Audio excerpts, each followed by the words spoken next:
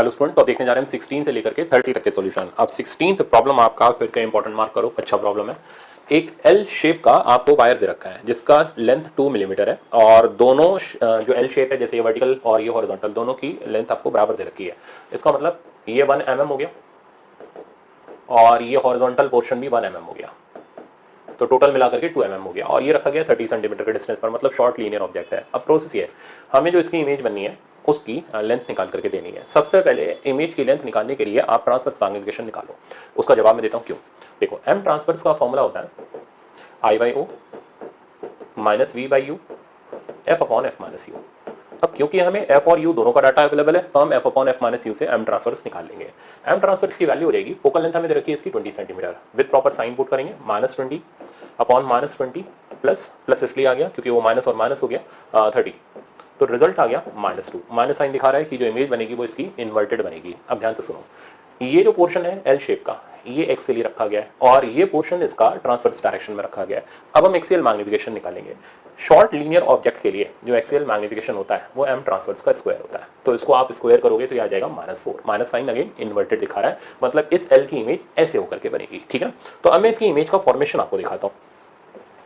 तो ये रहा हमारा कॉन्केव मिरर और इधर ये एल शेप का ऑब्जेक्ट रखा था। इसका कुछ नाम वाम कर लेते हैं तो आपको समझने में आसानी हो जाएगी। लेट्स से दैट ये P है, ये Q है, ये R है। तो अब जब इसकी इमेज बनेगी जो कि इन्वर्टेड बनेगी तो QP की इमेज जो ऑब्जेक्ट ऐसे रखा है बिल्कुल इन्वर्टेड यूं करके, तो ये हो गया QP का इमेज। इधर Q आ गया एंड इधर P देखोगे ना इन्वर्टेड, और इधर QR ऊपर है तो यहां पर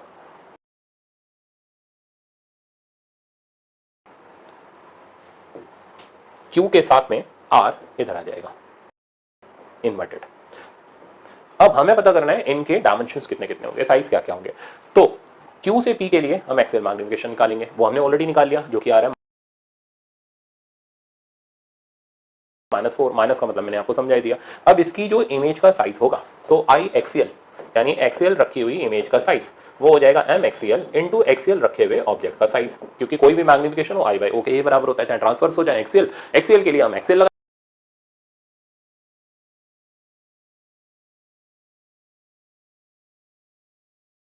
लगाएंगे, ट्रांसवर्स के लिए हम ट्रांसवर्स लगाएंगे। तो एक्सियल वाली इमेज की जो लेंथ हमारे पास आ गई वो 4 times 1 mm, that means 4 mm आ गई। तो Q से P तक की जो इमेज बन रही है इसकी लेंथ 4 mm है। ओके, अब हमें ये चाहिए, इसके लिए हमें लगाना पड़ेगा ट्रांसवर्स मैग्नीफिकेशन। तो I ट्रांसवर्स यानी ट्रांसवर्स रखी हुई इमेज का size is equals to M transverse into O transverse. M transverse की वैल्यू मैग्नीट्यूड 2 हो गया, साइन मैंने आपको बता ही दिया। O ट्रांसवर्स की जो वैल्यू होगी दैट मींस इसकी जो वैल्यू होगी वो 1 mm हो गई, तो आंसर आ गया 2 mm। ठीक है ना, तो ये 1 mm और ये 1 mm,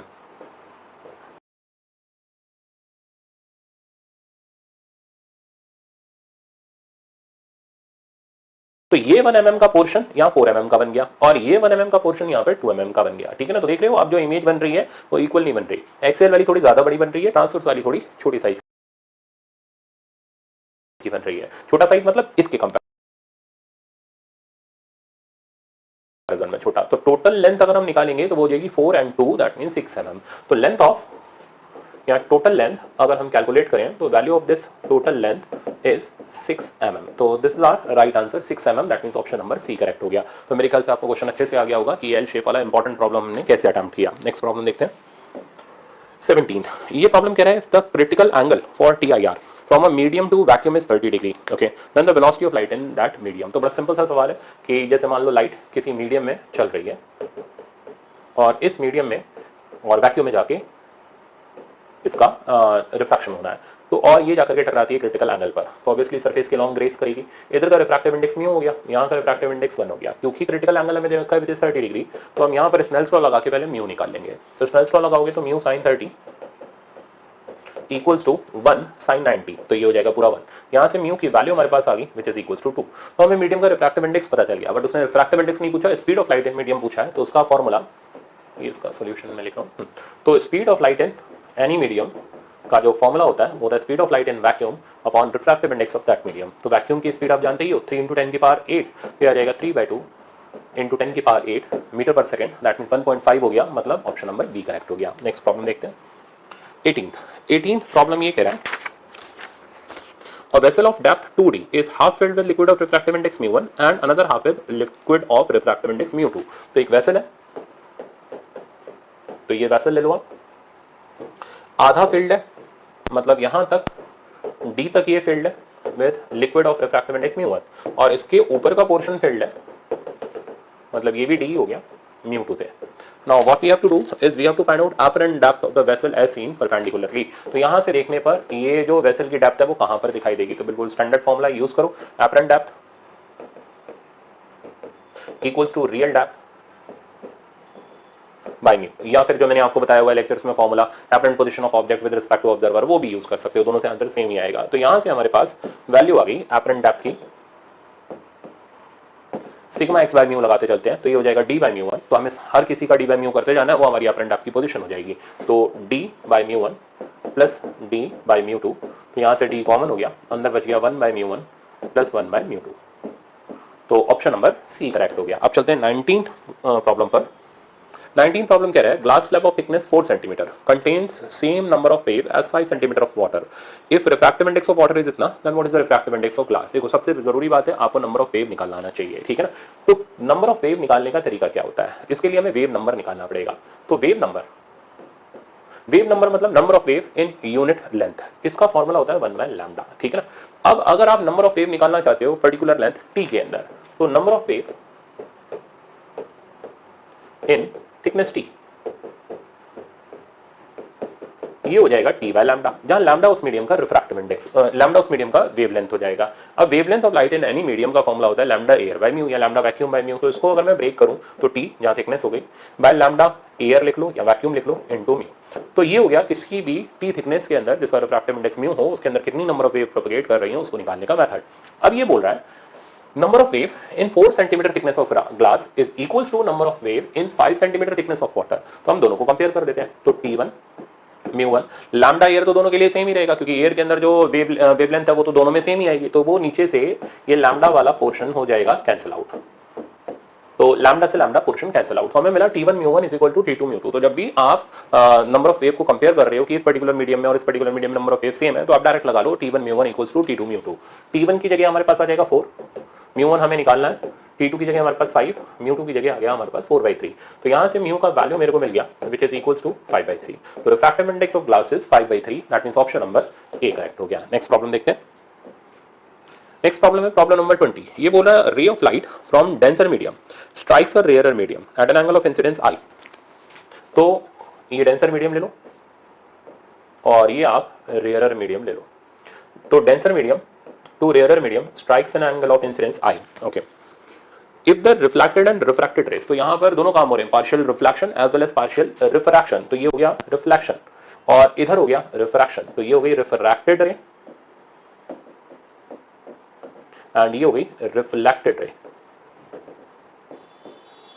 तो बोल रहा है reflected and refracted rays are mutually perpendicular, तो ये आपस में परपेंडिकुलर है, ठीक है ना। अच्छा, what we have to do, we have to find out critical angle of this medium. तो डेंसर मीडियम का रिफ्रैक्टिव इंडेक्स म्यू डी ले लो, रेयर मीडियम का म्यू आर ले लो, ठीक है ना। अब देखो कैसे करते हैं इसको। सबसे पहले ये 90 डिग्री है, ये एंगल ऑफ इंसिडेंस आई है, तो ये भी आई हो जाएगा। तो आप ये एंगल ऑफ रिफ्रैक्शन कैलकुलेट कर लो, कैसे, तीनों का सम 180 के बराबर, तो आर की वैल्यू मिल जाएगी 90 माइनस आई। अब आप स्नेल्स लॉ लगाओ, तो mu D sine I equals to mu R sine 90 minus आई।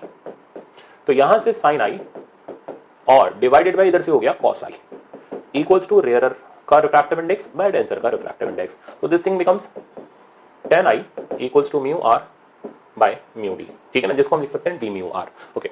ये तो होगी हमारे पास tan i की वैल्यू। अब क्या करना है हमें, अब हमें क्रिटिकल एंगल फाइंड आउट करना है। क्रिटिकल एंगल के लिए जब यहाँ पर लाइट क्रिटिकल पे टकराएगी तो सरफेस के लॉन्ग रेस करेगी, तो फॉर क्रिटिकल एंगल ये होगी फर्स्ट स्टेप। इक्वेशन जो बनेगी हमारी वो बनेगी mu D sine IC, IC हो गया critical angle, is equals to mu R sine 90। तो अगेन साइन आईसी का जो वैल्यू हमारे पास आ गया वो आ गया mu R by mu D, और mu R by mu D हम ऑलरेडी देख चुके हैं tan आई के बराबर है। तो यहां से हमें मिला sine IC equals to tan i और अब आई थिंक बड़े आराम से हमारे पास IC की वैल्यू आ गई साइन इनवर्स 10i।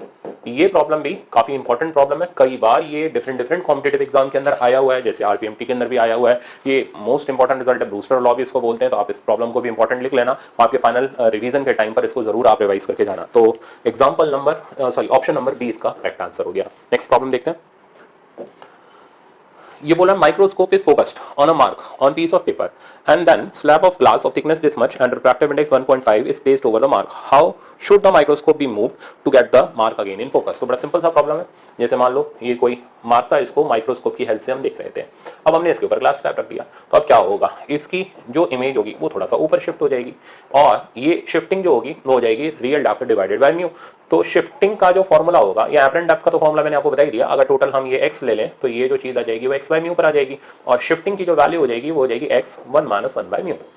तो अब क्या होगा, अब इसको फोकस करने के लिए माइक्रोस्कोप को इतना ही पीछे शिफ्ट करना पड़ेगा, यानी ऊपर की तरफ ले जाना पड़ेगा। तो to focus image again microscope has to be shifted bye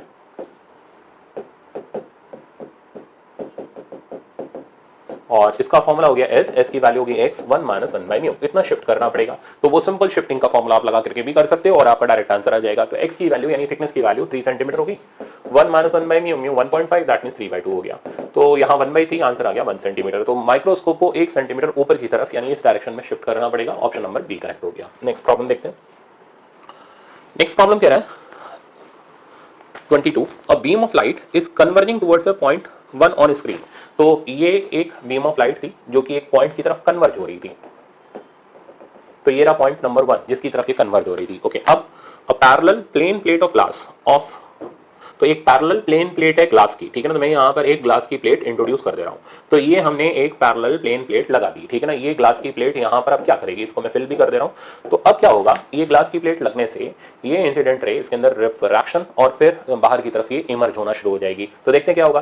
तो होता क्या है, जब भी ग्लास स्लैब को या ग्लास प्लेट को रेस के पाथ में ले आते हैं तो वो उस रे को थोड़ा सा शिफ्ट कर देती है, किस डायरेक्शन में, जिस डायरेक्शन में रे प्रोपगेट कर रही होती है। तो ये रे लेफ्ट से राइट प्रोपगेट कर रही है, तो इसकी जो शिफ्टिंग होगी वो भी लेफ्ट से राइट होगी, यानी कि अवे फ्रॉम स्लैब होगी। ये मैं आपको यहाँ डायग्राम से दिखा देता हूँ। तो ये मोड़ी टुवर्ड्स नॉर्मल और यहाँ ये अवे फ्रॉम नॉर्मल और इधर टुवर्ड्स नॉर्मल और इधर अवे फ्रॉम नॉर्मल। तो फाइनली आप जो पॉइंट 1 की इमेज देखोगे वो पॉइंट नंबर 2 पर देखोगे। और ये जो शिफ्टिंग होती है इसका फॉर्मूला अभी थोड़ी देर पहले भी मैंने बताया था, T यानी thickness of glass slab 1 - 1 by mu, that means option number A correct हो गया।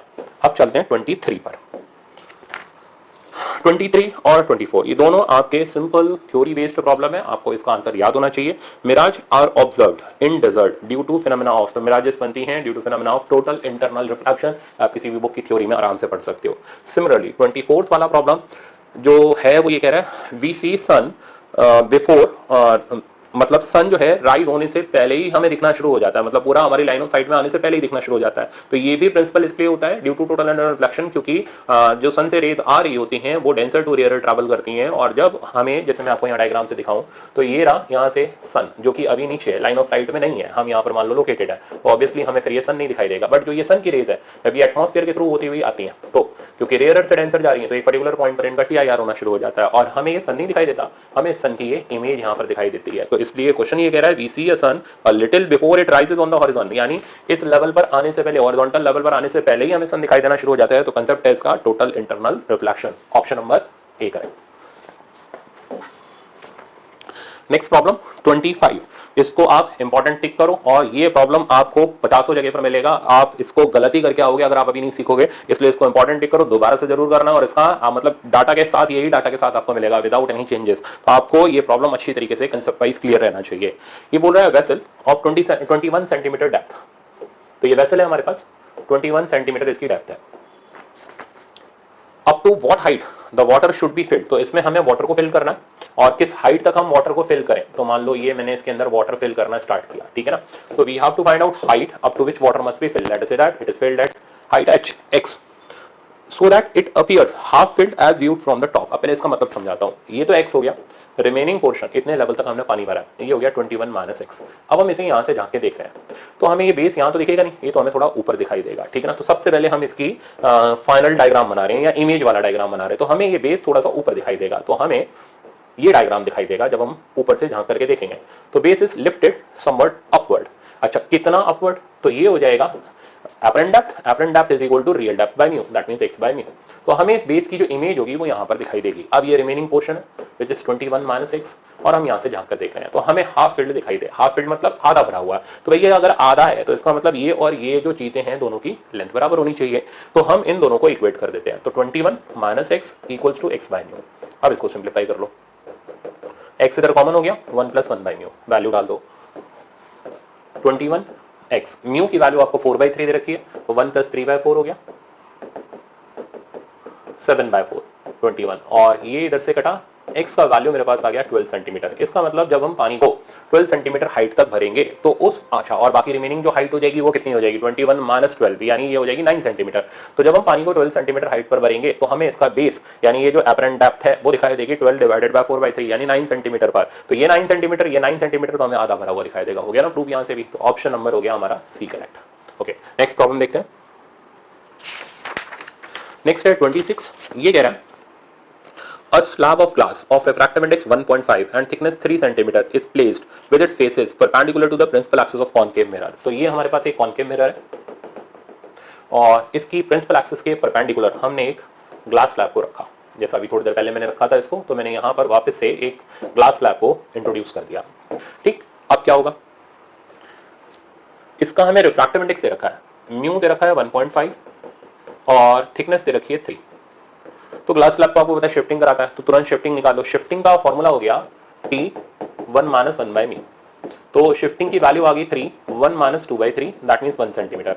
तो ये ग्लास स्लैब 1 सेंटीमीटर पर शिफ्टिंग कराएगा। अब करना क्या है, करना ये है कि if the radius of curvature of mirror is 10 centimetre, मतलब हमें इस मिरर की फोकल लेंथ दे रखी है 5 सेंटीमीटर, ठीक है ना, और रेडियस जो कि बोला गया है 10 सेंटीमीटर है। ओके, हमें करना ये the distance eight which object must be placed, हमें ऑब्जेक्ट डिस्टेंस निकालना है from the mirror such that image coincides with object, image जो है ऑब्जेक्ट के साथ कोइंसाइड करे। वैसा कैसे होगा, मान लो आपने ऑब्जेक्ट यहाँ पर रखा, अब देखो पूरा रे डायग्राम से, ऑब्जेक्ट यहाँ रखने पर ये चली रे और ये रे टुवर्ड्स नॉर्मल और ये रे अवे फ्रॉम नॉर्मल और यहाँ पर ये शिफ्ट हो गया, ठीक है ना। शिफ्टिंग आप समझिए कितनी 1 सेंटीमीटर हो गई।